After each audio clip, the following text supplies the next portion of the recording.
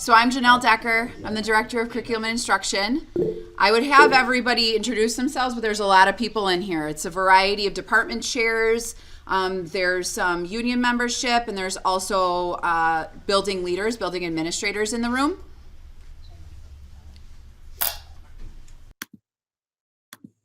Okay, and hello, there's everybody. I'm just trying to get the right picture.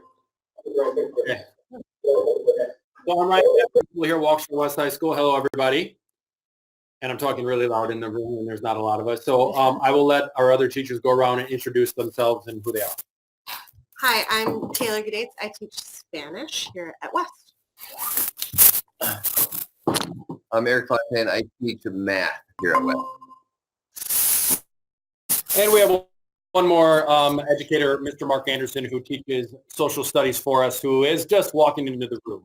So sorry, you're going to have to look at my mug here, and looks like Taylor, but we'll be here to answer your questions and go through some of those things. So I guess we could do it one of two ways. I could start off by maybe talking quickly about our journey here and where we've come to, and then we can just open up for question and answer after that. What's your preference? Yeah, that's what we would like. So, how did you get to where you're at? What troubleshooting did you have to do? All of that good stuff, and then we can open up for questions. Okay, sounds good. So I don't know, and anybody can jump in here as they need to. This is now my 11th year at Waukesha West High School as an administrator, and we started this journey basically my first year that I was here. So the 11 years we've been on this journey, and it's taken a couple different paths. But the basis obviously started off with standards-based grading and getting into really an equal interval system that fairly assesses what students know and are able to do. So our work really revolved around the handbook that I shared with Janelle, which is a huge document that is available on our school district's website. And all of the work kind of went into, we have done in our schools through that handbook. And it's evolved over time to, because we're a large district like you, some schools do it a little differently than others. So anyways, our philosophy is really the key component that kind of drives everything. It is, I'll just read it to you really quickly, but it's meant to provide a system of clear learning targets, quality formative and summative assessment, engaging and developmental feedback, and the opportunity for students to respond to feedback. It's important for teachers to operate within the guidelines of the principles. And basically, we want our students to be able to have multiple opportunities to show what they know and are able to do by understanding clear targets of where they're supposed to go, and that there's an outstanding feedback loop through some informative assessment along the way. So that's generally our process. That moved us from your traditional grading practices of percentages, and that's really been the big shift. Or once again, you're really trying to look at a rubric-based system and utilizing language to give feedback to students that is meaningful based on where they lie in the continuum to mastering the skill and standard. And that has really been the biggest part of the journey. No longer do we get, and so I'll just get to where we are today, where we started by changing our grading system, and we had a numbered system. So we did 4, 3, 2, 1 at the high school level. And that became fairly confusing to our parent community in different aspects. So we have adjusted that to really have A's, A, B, B, B, C, more of a collegiate type system. And in that system, it allows where students show skills in an advanced or proficient way, they might have an A and a B because they're showing skills that are advanced but also proficient. And we can clearly do that. Thank you, Mr. Anderson. And the message now is that everyone here at Waukesha West High School declares grades. So we do not rely on a grading system to declare the final grade. We do utilize that system in two ways, but all of our teachers are expected to declare grades based on their professional judgment and the evidence that they see from what student work has been done. If what I say to my teachers, and there are 3 in the room, and they can attest to that, is if a student asks you why they got the grade, and they would say because that's how it was calculated, or that's the percentage, that is not how we operate. It has to be because the evidence says so. And we moved to this system because basically, what does a 50% say? So you can get an F from before, you can go from a 49% to a 0% and get an F, but you can go from a 90% to 100% and get an A on some level. So it wasn't equal interval. It didn't make any sense. And how do we as professionals rely on a calculation, an algorithm, and a system to assess the skills of our kids? And that's just not okay. That's not fair to our kids. We need to make sure we got better quality feedback to them in a better system. Okay, so getting to today, the two systems we do use. So we do use a declarative system because Infinite Campus, the grading system we use is not always that friendly to us. So our teachers have a lot on their plates like you all do. And so we had a declarative option, and we have maybe 40% of our educators start off using a declarative option, 30%, I'm not sure. And they use the gradebook where they input every single grade. There's no calculation per se. It's just a pure grade component. And then they would look at the evidence of those grades. They look at trends, and then they would declare a final grade. So every learning target would have its own multitude of grades, and it was hand entered by our teachers. There was no calculation component, truly a declaration of the grades and the evidence that showed. That was a very labor intensive. So many of our teachers have gone back to using a calculated grade book. What we have found, or what I have found, is that about 80% of the time, a calculating grade book is fairly accurate with how you should or could declare a grade based on the evidence you see. But the message is you can use the calculated grade book, but that every grade is then changed or updated according to your declaration. So you cannot rely on that calculated grade. You can use it as a guide, but it's your professional judgment at the end to declare final grades. And all of our teachers post and declare their final grades. So that's kind of where we're at right now.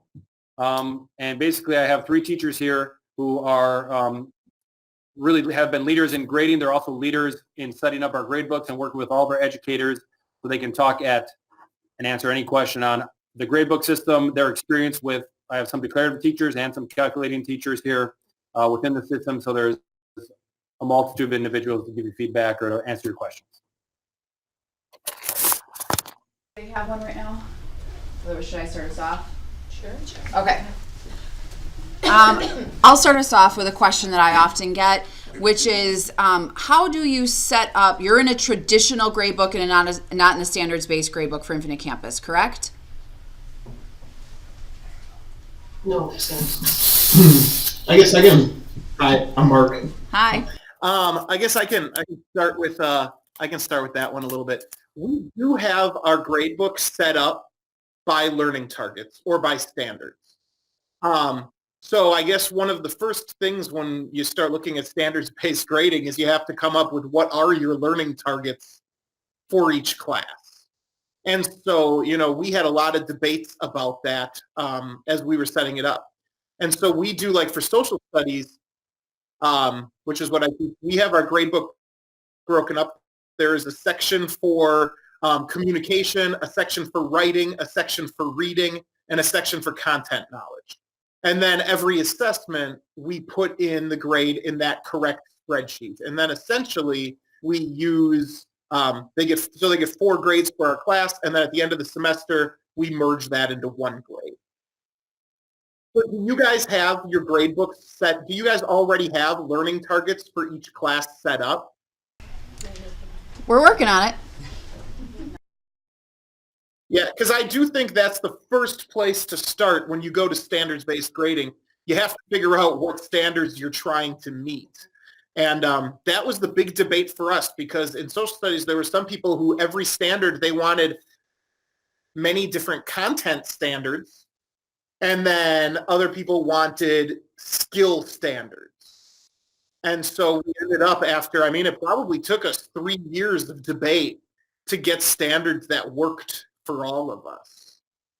Well, and if I can speak to that, I teach Spanish, and currently in levels, so like 1 through 4, we use the 4 traditional skills, so reading, writing, listening, and speaking, as our standards. But this year, we actually are trying, I don't know how to work, but the AP classes, we have AP 5 and AP 6.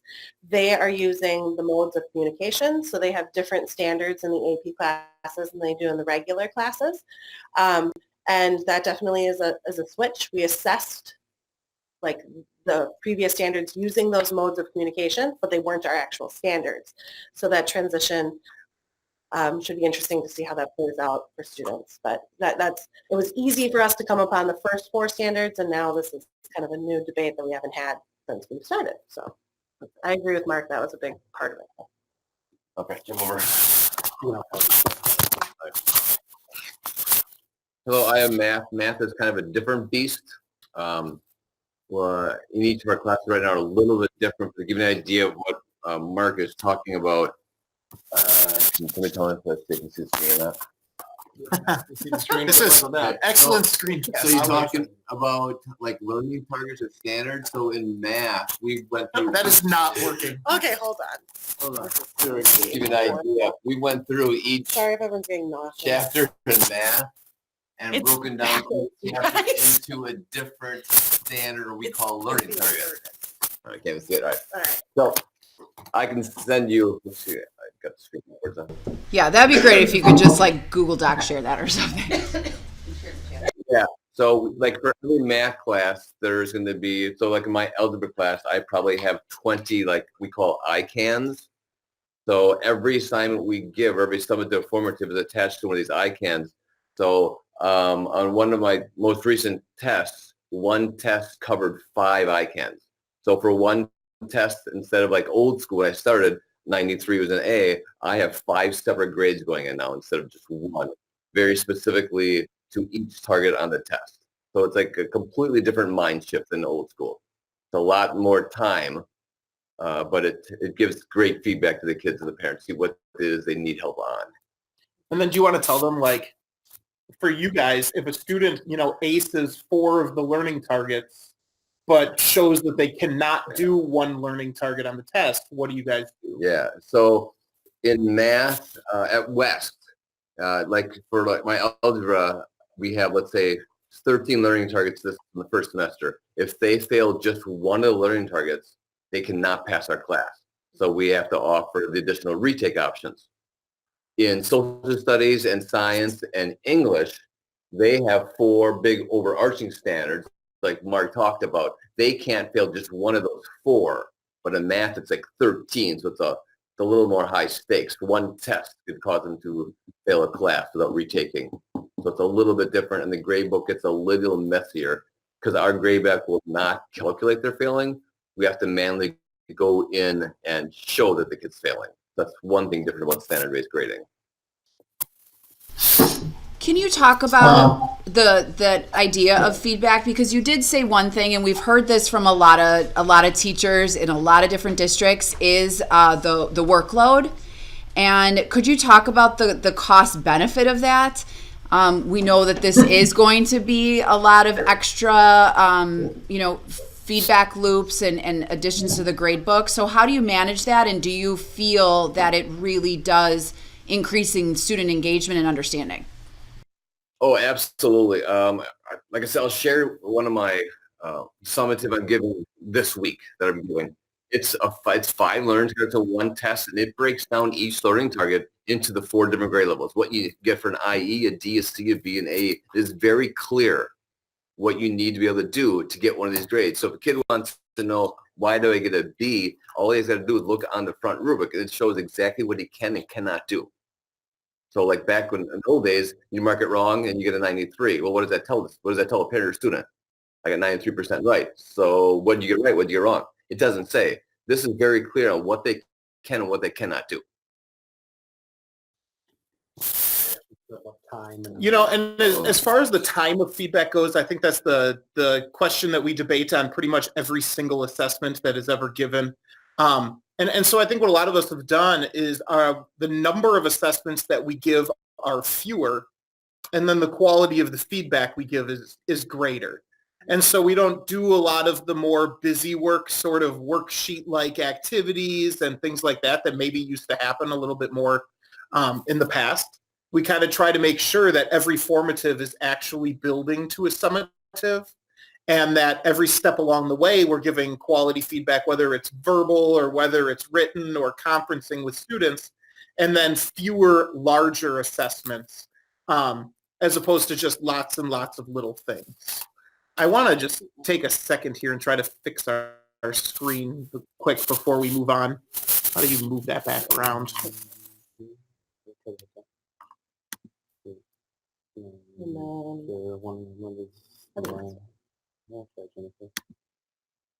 There you go. Okay. I think I probably more than a lot of other classes. I still give a lot of work. I think we give more assessments than a lot of departments do. But I think feedback has become sort of like part of our instruction. You know, we are a one-to-one district, and so, you know, I have students that are doing different stations and things like that, you know, using technology or collaborating, and one of those stations is often come and sit with me and let's get feedback. And so it is, I don't necessarily think it's more work, it's working very differently, as opposed to grading always being what I'm doing when they're not in the room and once they've turned something in. It's more, you know, conferencing with students and looking over things together. You know, if they're doing speaking assessment, they'll have it on their iPod or iPad, and then we'll sit and we'll listen to it together and talk about, you know, what they're doing wrong, what they need to improve on. And so I don't necessarily feel like I'm doing more grading or giving more feedback than I used to, but I think it's a bigger part of my actual school day with students. And I think that, you know, one of the things that we found is if you give a grade on something, a lot of the students don't care as much about the feedback. They don't care as much about the feedback that they're getting if they see a grade on there. And so we do a lot of work of trying to give feedback before they get a grade, and it gives them a lot greater motivation to make improvements and to redo things and to actually take what you're saying seriously. As opposed to just saying, oh, I got a C. That's good enough for me.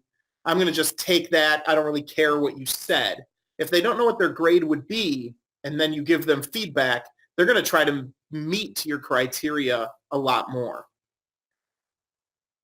Can you Does explain? that answer your question? It does, but Clarification? that last part is interesting. How do you manage that? Like, you know, I get what you're saying, that you would give them the feedback first, and then is there, like, do you block off a couple days for that? Do you, like, what does that look like? Well, you know, I think that a lot of it goes with instruction. A lot of my students during, you know, during any sort of time where I think that a lot of students are doing more work in the classroom as opposed to sitting and listening to the teacher lecture. Because when you're doing standards-based stuff and you're grading on standards, the students are going to be doing a lot more. And it's while they are doing that you can have a lot of conferencing with students. Also, you know, just a trick that some of the English teachers and I use is we will go through and give all the written feedback on a paper, and we will just keep the grade in our own little hidden grade book so that they never see it. And so I have a grade, then they have to make the determination based upon my feedback. Are they going to improve anything, or are they just going to take whatever grade I have secretly for them? And that seems like this weird secretive game, but in all actuality, they take the feedback, they look at what they have to improve, and almost every time the students will try to fix some things. But as soon as they know they had a B, they're done. Totally. And that's one thing that we have talked about with other districts, is this idea of motivation, and how sometimes you can see with introducing standards-based if it's confusion or if it's motivation. How do you combat that? And that's a really good suggestion, because what some other people have said is that, like, they've got to you know, put something in place that shows that they've mastered more material before they could retest, because some kids just take the test, find out what's on it, and then retake it. So it's like little things when they learn to game the system. So any tips and tricks like that, we are all for. Okay, so I don't know if every department does this or any other departments, but what we do in world language is when we give an assessment, you know, their summative assessment is the end of the unit, and they've had multiple formative assessments and different, you know, homework assignments or in-class practice that have all been graded. And we only have a conversation about doing any sort of retake or revision if their summative assessment was lower than they did on those formative works. Because I always say the whole idea of posting a unit grade is to tell the story of how you did this unit. That's what I'm doing. So I post the grade at the end of the unit based on what your story was. So if you didn't do any homework assignments, did really poorly on the formatives, got D's on all your formatives and then got a C on the summative and say, well, I want to retake. I'm like, why? That's how that story should have ended. That makes sense to me. Whereas if a student really works hard, comes in for help and all of that along the way, and then does really badly on the test day, that's a very different conversation. I talk to that student and say like, okay, what happened here? And we really conference about the assessment. We started that about 3 years ago in the department, and we went from students doing minimal homework assignments and constantly saying things like, well, formatives don't really matter, so what's the point? Or I can always retake this later, what's the point? To really preparing for formatives, coming in, if they do poorly on a formative assessment, coming in and saying like, can we go over this together? And so that sort of policy change in our department was really transformative with kind of the buy-in of students that aren't necessarily intrinsically motivated in our classes. So that's what we've done, and we've had a lot of success specifically in world language with that. There's also on the way over, I think Eric has a few things with this. I think that in a lot of classes, this idea that all of our summatives are tests has also gone away. And so we have a lot of students who are doing speaking assessments, right? And so now their formatives a lot of times are practicing their speaking in front of a small group of people, practicing their speaking in front of half of class. And they're doing it over and over and over again and getting feedback not just from us, but from the students in their group. And then they have some sort of final thing.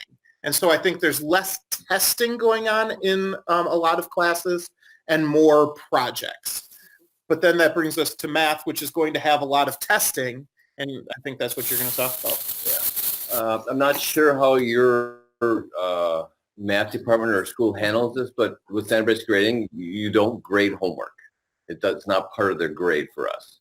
So we have a lot of kids in the beginning who don't do homework, and our way around that is in order for students to do a retake, all their homework must be done.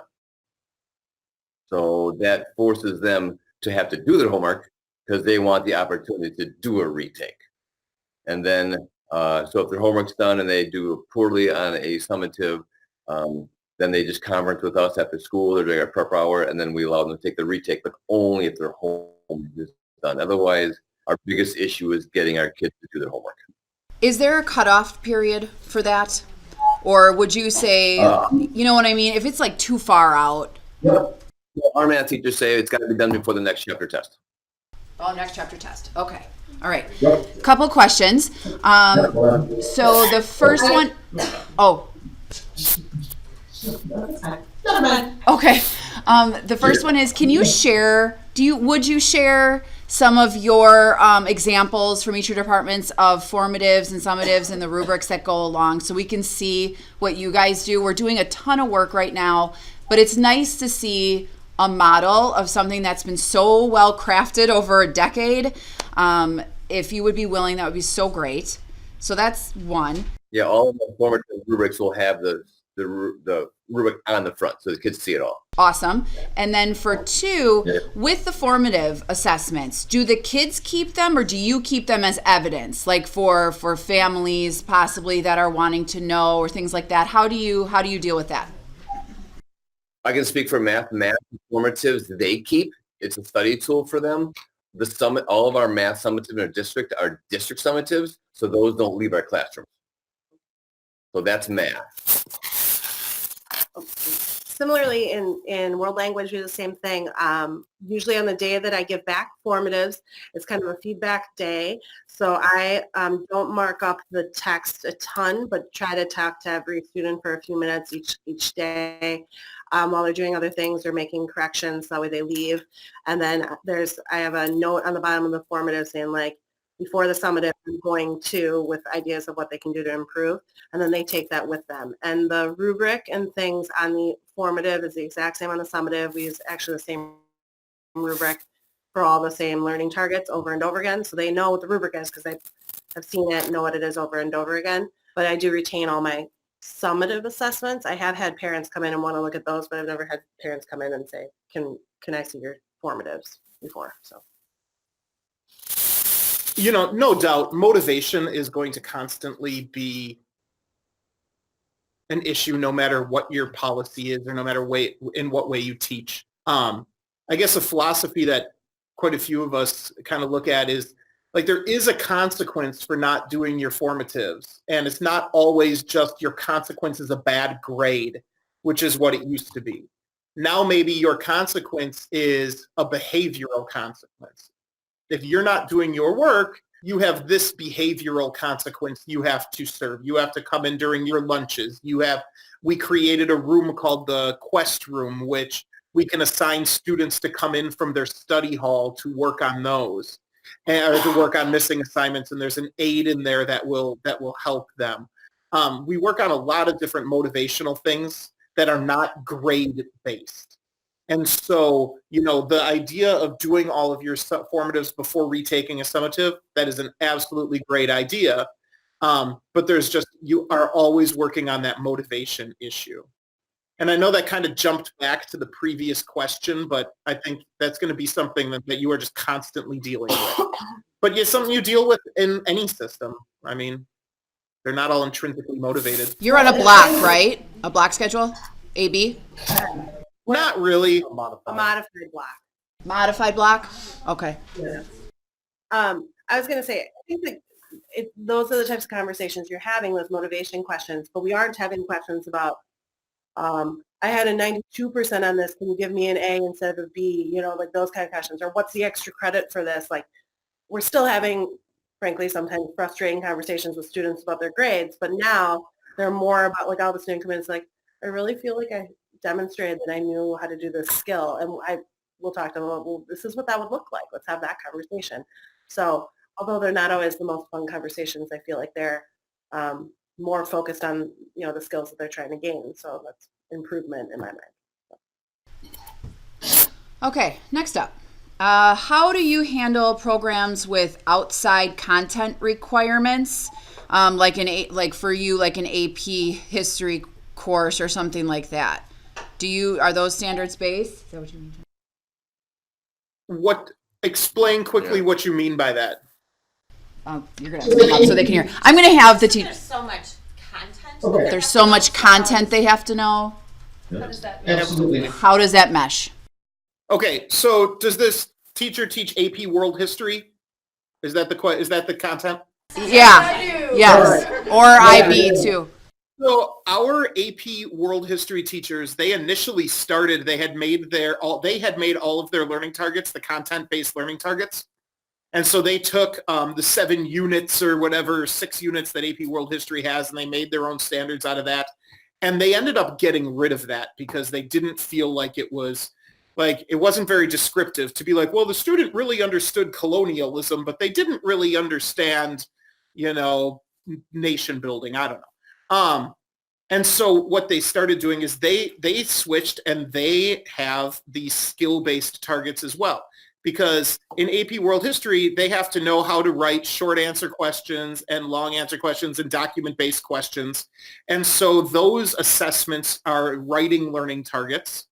And there's certain students who are very good at that skill of writing. Then they have the content learning target, and they don't break it down by what content did you or did you not get. It's more like multiple choice tests are the skill in the content learning target for the AP class. And so multiple choice tests go in there. They still have the communication learning target because they still participate in Socratic seminar and jigsaw presentations and things, and they're graded on their ability to present information or collaborate in a group.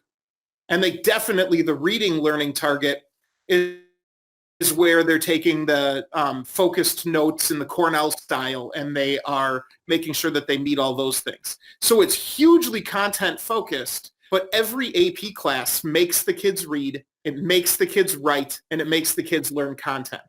And then every good classroom behavior makes the kids communicate with each other and collaborate with each other. And so that's how they have that broken down. And it works really well. It works really well in our AP Social Studies classes. I use it for AP Human Geography. We use it for, I think AP United States History is the only one holding out on making that transition. I hope that answers her question. It does. Are you using the AP content and all material for those learning targets, or are you using the Wisconsin standards? Okay, so yeah, the learning targets were made using all of the different skills through they took was the Wisconsin standards for all of the skill-based ones were put into our learning targets. The content, we use the AP curriculum and the AP requirements for how to teach the content. And so then we make sure we have the content hit and all of the Wisconsin standards and, you know, the other standards that I should know the name of, and I just don't right now, that were put into play, you know. But like we sat down and all of the different content experts from the district came and we crafted those to make them pretty comprehensive. But as far as the specific what I'm teaching, that comes from AP. You kind of alluded to something. I want to put a pin in though before I talk about professional learning. But fours, higher than a 4. When you guys are doing and this is more math I want to talk about because sometimes, you know, calculus is all. I teach AP Calculus. Oh, great. So when you guys are determining what level 4 is it often like things that aren't taught or in new and differing exposures that maybe you don't go over in class as a level 4? How do you determine level 4s in these higher level math classes?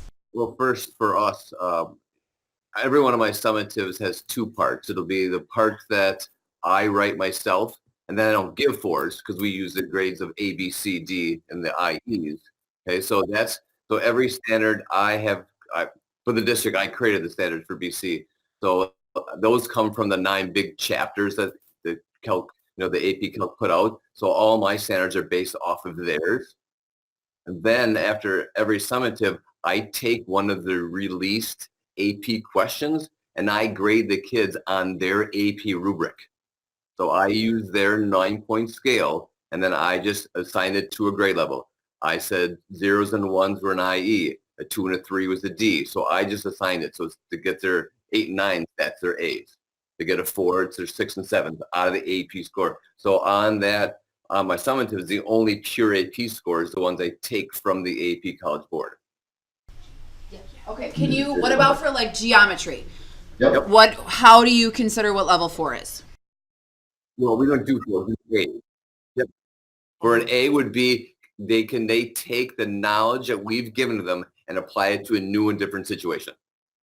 Okay, cool. That's what we're doing too. Okay, professional learning. What type of professional learning did you guys provide for the building when embarking on this journey? And how does professional learning look even a decade in? Mm-hmm. Well, that's going to have to jog my memory a little bit. When this first started, I was an associate principal here, and our principal at the time started that process. We started by having some teachers that were interested in doing the work, pilot some of the grading systems, and dive into creating rubrics, implementing them in the classroom, and kind of answering and being our guinea pigs per se, or our pioneers in this process.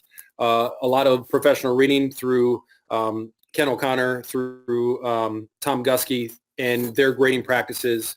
A lot of book studies and information regarding that. So, and then professional development through the administration and through our PD time was focused around that. As the district continued to do this, so West High School started as the pioneer in the district. We then added the other high schools. So now we went from us kind of creating our own materials, our own standards, our own work, to the district coming into play, and then us standardizing targets, content targets, learning, or our grading scales, different aspects as an entire district. So all high school English 9 teachers agreed on targets. I know Mark alluded to the 3-year process of that. We really have come to a place now where once we have our grades established and our processes more in place, that we haven't necessarily had a ton of professional continuous learning around it. I am part of a district level grading team that continues to focus on our core values of it. And we do some district-wide learning for all principals among our 26-ish schools. And so a smaller team kind of does that learning. And then the principals are responsible for their site level PD on that.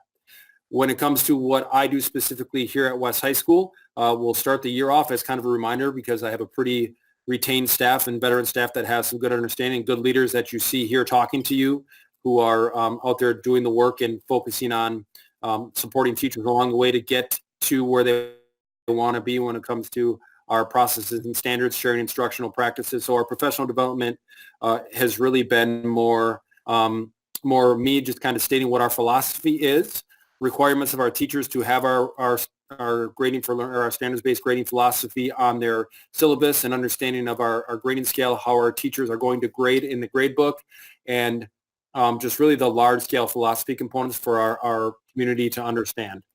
So we've done a lot of work to get there. I've been part of parent committees. I've been part of professional development, professional learning through our different professional learning opportunities in the district to provide information around standards-based grading to give the overall arching philosophies, and then our teachers have taken it and put it into their departments and have created the work you hear them talk about here. So it's kind of been on its own. We definitely can dive a little deeper into some of those things. So I will share like the handbook that I've shared, the standards-based handbook. We've upgraded that, and so we will share some of those pieces with our teachers and do some light reminder PD, but that's where we're at right now. So I'll hand it over to Mark.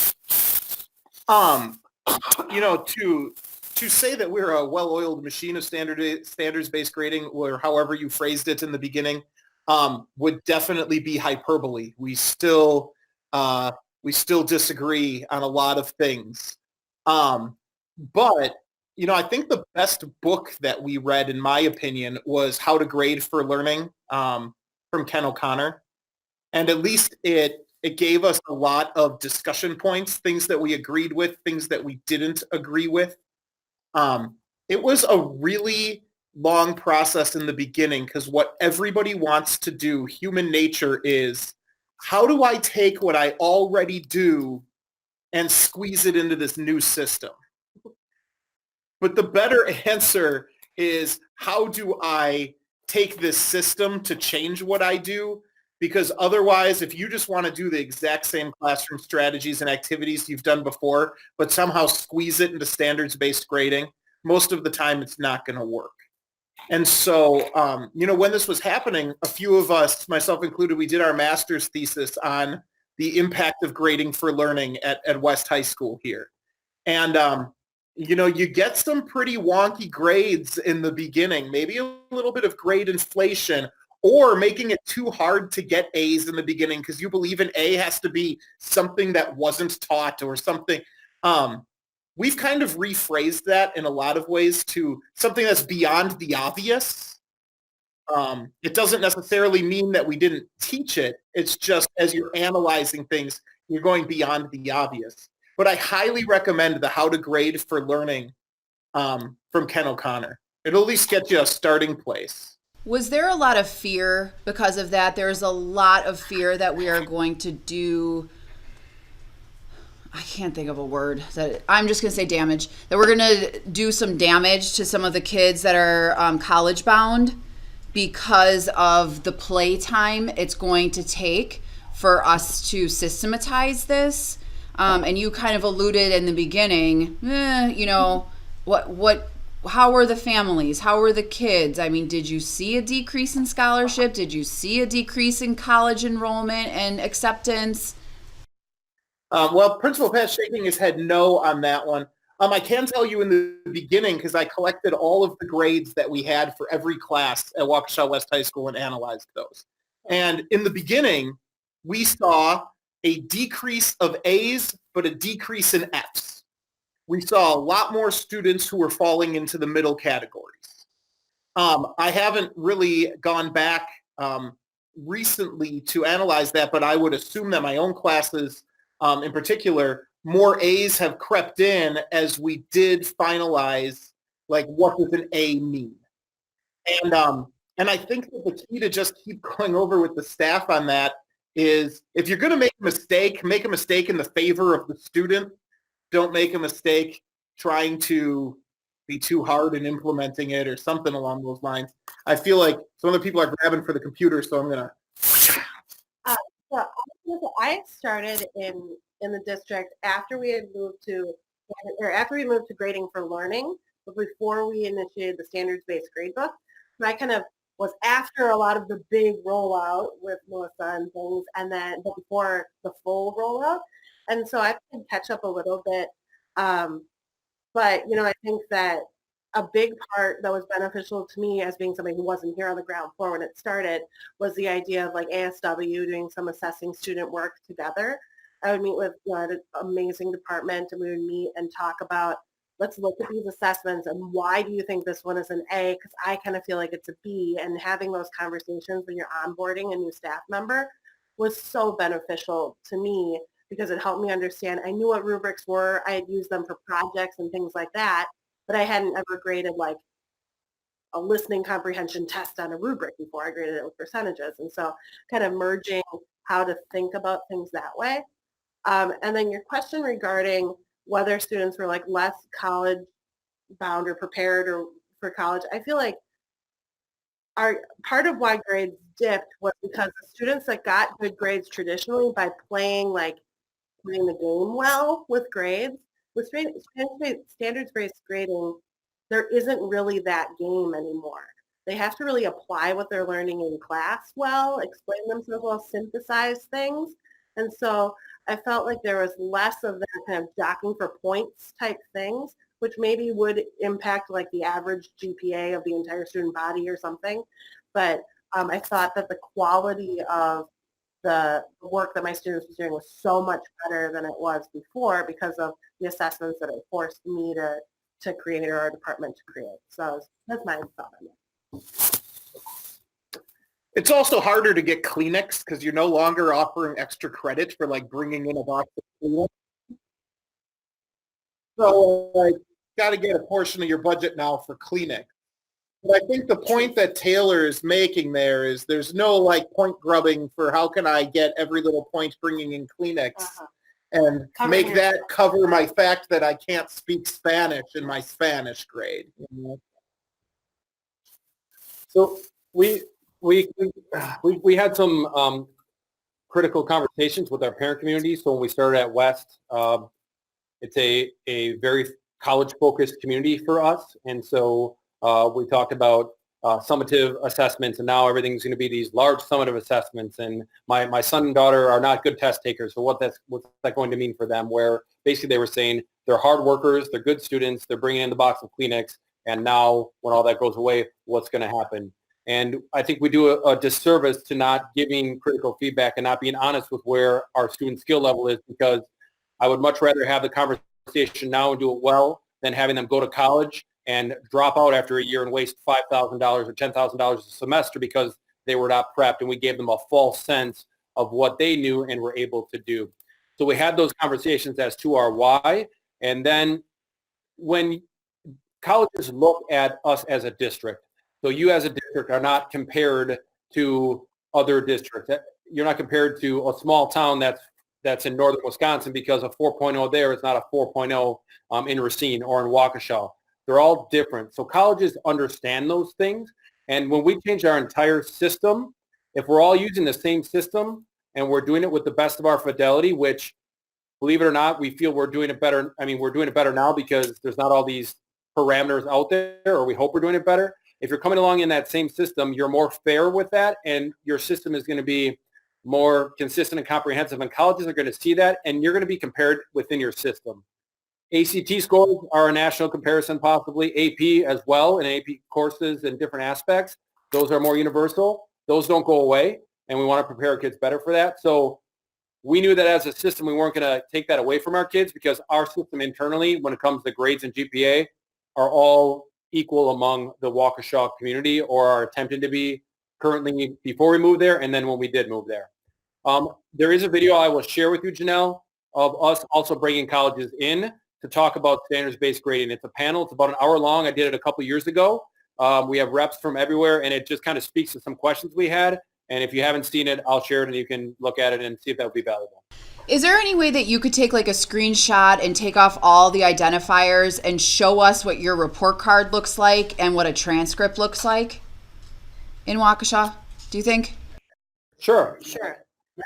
Exactly the same.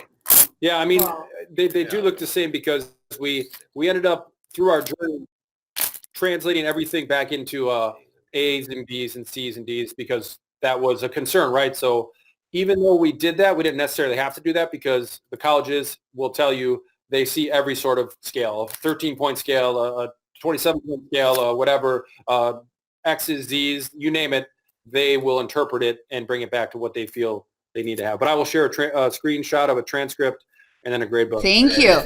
And did you see an increase in your AP scores by any chance with this? Oh, this is a really great question. I don't know. You can do it firstly in what you think. So, it's hard to necessarily narrow down what causes fluctuations in AP scores because it could be a different, they redesign the AP curriculum all the time. They redesign a lot of those things. But what I definitely see amongst my students, the change that was made for AP is I could very clearly now identify where they had to work on things based upon the standards-based gradebook. So instead of a parent-teacher conference going like this, why does my kid have a C and me going, oh man, well they just have to work harder, they have to do more notes, they have to come in for help. Right now my parent-teacher conference is your student definitely knows the skill of writing, but we have to work on the skill of studying for multiple choice. And we narrow down the skill that the student has to work on, and we really focus on that.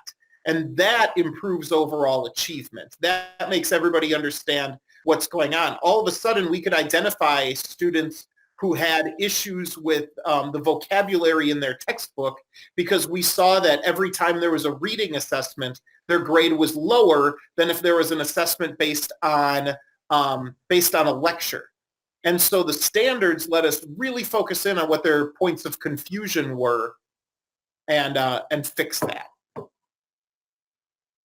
So now the everyday scores, I can't directly tell you, yes, they went up, but I can tell you for sure that I have students who before this would have gotten 2s who are now getting 3s. Can you just talk about exactly what parent communication all went out when you were rolling this out? You talked about having a parent group and you had parent committees and you'd invite the parents in and you do presentations. What else? That parent group, you actually did a book study with this stakeholder group, correct? There was a couple different levels of it. So when everything first started, we opened up West High School specifically to our parent community. So we were in our auditorium and our parents got to come in for that. And that's where we had those conversations about the concerns that existed among parents, giving them an overview of what we were looking to move to, standards, assessments, different things, sharing the philosophy. Over time, we evolved this work and we got to a point again where there was confusion because we had 4, 3, 2, 1 going on, and that ended up calculating into a final grade of an A, B, C, or D. And then we were still trying to get past the calculating grade and parents' understanding of their system when they were in high school, and that we always use these percentages and what's an A minus, what's a B, and it was really that grade grabbing, anything to get that grade, and arguing the percentages in the grade book and these different things. So we ended up. That was a frustration from our board because they were getting parent concern that there's something wrong with this grading system because parents are used to what they're used to and it's hard to know everything else. So we offer resources on our website. We have a Blackboard page that's available for any parents, and there are resources still there for them to dive into it. So we felt we needed to go further, and we offered another parent group an opportunity, and we shared out all of that information with our school board, with the entire parent community among all of our schools, and basically dove into a couple books with a smaller parent group, probably now about 5 years ago. And we actually had them After they learned more about standards-based grading, because that's why they were there were detractors. We had lots of arguments in positive ways. We talked about philosophy, and then we came back and together crafted crafted a philosophy that the parents approved and said, yes, this is why I agree to this. I've learned about it. And we just kind of had that validation, and we didn't know what the outcome would be. So those were a couple big points. We started large with parents. We implemented, after a couple years, we lost our way a little bit. We came back with another parent group, and our board had questions. We did the work. We shared out with the parent community. We offered more resources. We had teams build resources. And then we came back to our parents, shared that out, and then we came back to really where we are today. So probably twice in the last 10 years, we've had some parent buy-in. And part of the other thing was the community outreach of that video I talked about. That's been now 2 years ago, because that was kind of coming up about the college concern, and we just had to rehash that. So whatever we hear from our parent community, we will meet that and address that need as we need to, whether it's bringing parents in or running groups to share out with our community. With the grade book, you said some are non-calculating, some are calculating. When it's calculating, is it using mean? Is it using mode? Is it using most recent? What is your calculation set at? It is set at mean. I will let Eric speak to that. So again, it's going to depend on which subject we're in. Like for math, we went through and decided the standards, weights for each standard. So if it's like chapter 1, there's 3 learning targets, and out of our 13 learning targets, we're saying roughly that's maybe like 18%. So it just takes all the learning targets from like AO1, AO2, AO3, averages those together as 13%. Then our chapter 2 might be AO4, AO5, AO6, and we said that's 13%. So we're just going to group them according to the learning target that it's in, and then it uses the mean for those.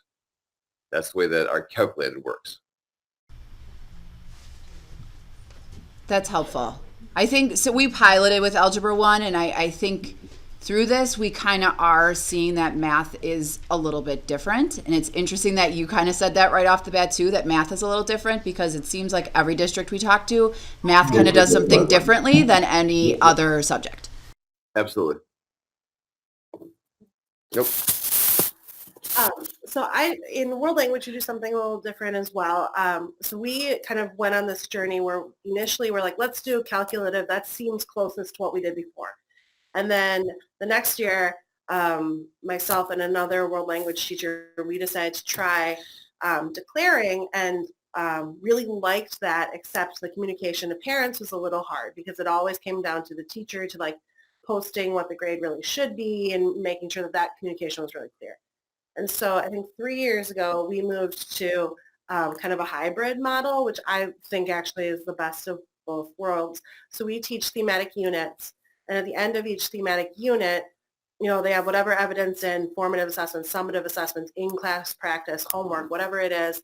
And then we conference with the student, and then for each learning target, post a unit grade. So if a student got did really well on their assessments and was really consistent throughout the unit for speaking, then I would, for their unit score, post essentially a different like assessment in Infinite Campus. It's called unit score for each of the learning targets, and give them an A. And then at the end of the semester, Infinite Campus calculates their grade based on those unit scores. So if we do 4 units, each one of those would essentially end up being 25% of their grade. And so that way it was always really clear to parents that we hit the end of a unit, that their grade was in, but then we also were doing that conferencing really consistently. So it kind of blended the 2 models, but I think was easy for parents to understand. That's what we do. And then, you're going to notice, right, all of our different subjects, we do the grade book slightly differently. But what I think is key is that your whole department has to be on board. And so it's okay if Spanish does something different than social studies, but every kid's experience in social studies should be the same. And so I should not be grading differently than my colleague who's teaching the same class and having different expectations. It's okay if math does it slightly differently than me, because kids need to know that different things have different expectations. But the math teachers all have to be on board with what they're doing. So we only have a couple minutes left. What about special populations? So for your students with IEPs and for any of your dual language students, what do you do for that? So social studies is in our building is actually, I think it's the only class that every student takes, no matter what level of disability they have, pretty much. So especially freshman level, I get a lot of students with intellectual disabilities, with different learning disabilities, and standards-based grading works really well for them because then you just talk with their case manager for like, what does advanced mean for this student? Like, literally, I have had students before where advanced meant that they could point at the pictures of things which matched with the Industrial Revolution. Like, that was an advanced skill for that student. And so it actually made things grades more clear. Parents and everybody knew that for this student, writing 3 sentences that make sense is advanced for that student. And that's really helpful because I'm not like, well, I don't know, they got like 3 out of 4 questions right or something. And so that's what we like about it. Are there asterisks? Are there anything identifying a comment or anything on your report cards that notate that that's modified somehow?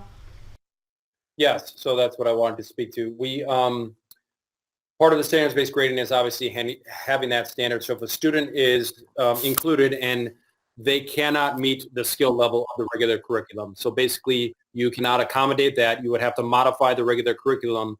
Now it is no longer human geography. We would then move to the IEP. We would work with families and we would report out the grade differently. Right now, what that looks like is we have, for anything, lack of anything better, we have done a pass-fail component. So we have reassessed the goals in the class, which, as Mr. Anderson said, could be at the top of their skill level, might be 3 sentences, might be reaching those IEP goals, and then we would report that out as they receive the credit, but it would look on the transcript as an S for satisfactory of completing that credit versus an A.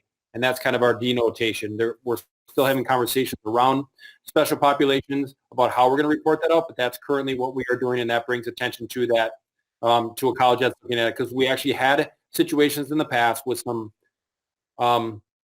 special population students that were highly ranked in their class, and their transcript was a false representation. It wasn't often, maybe 2 occasions I can think, but their transcript was not a representation of their true skill level. Are you talking about students that are on the alternate standards that would take, alternate assessments? Or are you talking about all of your students with IEPs? It would be any student, so every student would be included to take regular curriculum. We would have them in a class to, if they're mainstreamed or included into it, it would be one of the things that we know that they're not going to be able to meet that target. We would give it our try to see where we can go and see if we can accommodate to make it happen. But then if we have to modify, we go back to the IEP and use the goals. So it never starts off as there's this alternate curriculum. It's individual based on each student for each class. So one student might excel in mathematics. We would start them there and they move forward, but they might struggle with reading, so they wouldn't be able to have an English 9 grade. They no longer could do that curriculum as it's stated in English 9, so we would then move them. It would say English 9, but we would change the grade to the IEP goals and then set those standards, and we would grade them on the goals, whether they satisfied their goal requirement or had unsatisfactory for credit. Valedictorian race, do you see any difference? I mean, I know you calculate. Do you see a difference between that? And any of these special populations roll into that valedictorian race? Generally, they do not, because we still have weighted grades, which AP weighted grades are for. So oftentimes our special populations, if they're in AP courses, their disability is obviously not in the academic sense, and they're able to handle that. So that has not been an issue. We have talked about moving to the the Laude system as a way to really get rid of that grasping for this GPA component. I don't know if we'll go there or not. Right now, we are calculating based on weights and scores and different aspects, and there is some controversy because students we have some of these students who are really accelerating. They go take a college course, but does that factor into the GPA and all that? And we work through that individually as we need to. So not a huge controversy, but that's where we're at. So your summative assessments, are they all district common summative assessments that you were saying stay in your classroom? Just math are. Our math ones are common, right? Okay, so you don't necessarily do common assessments with all social studies in both your high schools and common. Okay. We have 3 high schools. It is our goal that we have had common assessments, but I'm not going to pretend that there is true fidelity all the time on those. So we have basically said when it comes to the tenets of standards-based grading and the standards in the classroom the classroom standards are the same among all of our high schools. So our teaching component is, well, how you get to those standards is up to you. And whatever fidelity or whatever challenge you're bringing, and that gets back to the rigor component and individual teacher action. So where we are common is all of our standards and rubrics are the same. Everything goes off of that as far as how teachers get there. If they change their assessments, but they're still trying to get to that meeting that rubric, then we're good to go. We're meeting the fidelity of standards-based grading. Okay, it's 4:30, but I have one more question. It's really about differentiation and managing the different levels that come in. So if you've got, this group of students that really is solid on one, skill or group of skills and another that's fallen behind, how do you manage that within your daily work? Well, one thing that's nice of being standards-based grading with that is we know for sure, we're focusing on particular skills. So it's easier to maybe target needs for differentiation based on specific skills, kind of like Mark was saying. We do a lot of sort of station type work where we'll have different activities where we're really focusing on different groups and small group work and a lot of collaboration on those different skills. There are some departments that offer some blended classes where some components are done online as well. But with technology, you're able to give reinforcement and differentiation so much more effectively than you used to be. And so you can have students that are all working on my class listening comprehension comes to mind, but everybody's doing a different task without necessarily being aware that everybody's doing a different task, trying to get to to a different goal. So I think that differentiation, having the technology has helped with that a lot. One thing I noticed with standard-based grading and differentiation is I can do expert grouping way, way more effective. So after a formative or after summative, I can look at the rubrics and I can find kids who are experts in one of my standards. And then when I do station group, like I mentioned before, I can make sure that I have an expert in each group that'll go with the standard. So when they move around, there's always an expert and they can help the other students. With my old testing, I couldn't do that. With standard-based grading, that's something I can do very easily. And then I guess the last, one of the other things that I think about with differentiation is how you have students make up assessments or how you have students show what knowledge they have if they did poorly on the first assessment.